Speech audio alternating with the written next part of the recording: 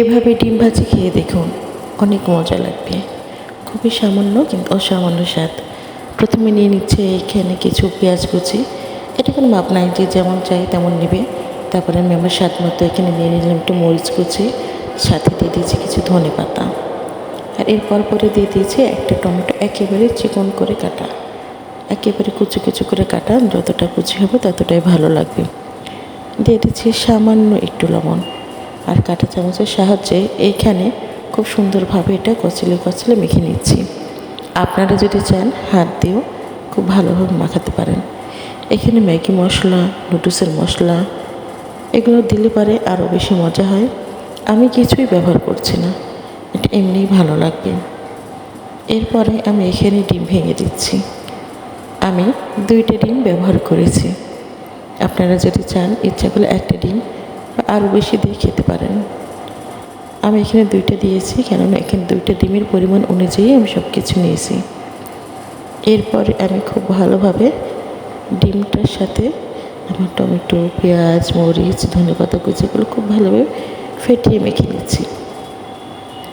যত ভালোভাবে ফাটাবেন ততই কিন্তু ডিমটা ভালো ভাজা হবে, অর্থাৎ খুব ভালো করে মিক্সড করতে হবে। আর নর্মালি আমরা যেভাবে ডিমটা ভেজে নিই সেভাবে সামান্য একটু তেল দিয়ে গরম করে তারপরে এখানে সুন্দর করে ডিমটা ঢেলে দেব। এই যে এখন আমি ডিমটা কিন্তু ঢেলে দিলাম, দেখতেই আসলে ভালো লাগে। এভাবে হলে আসলেই খুব ভালো লাগে। এই ডিমটার জন্য আপনি খুব বেশি যে হাই হিটে ভাজবেন তা কিন্তু নয়, যেহেতু পেঁয়াজ, মরিচ, ধনেপাতা, টমেটো সব যদিও কাঁচা খাওয়া যায়, কিন্তু যেহেতু ডিমের সাথে দিয়েছি এই কারণে আমি এখানে একটু ঢেকে দিচ্ছি, একটু সিদ্ধ সিদ্ধ হয়ে আসবে তাই। এই তো এইখানে আমি কিছুক্ষণের জন্য ঢেকে রেখেছিলাম, আর এটা হালকা একটু আঁচ দিয়েছিলাম, খুব বেশি দিনই।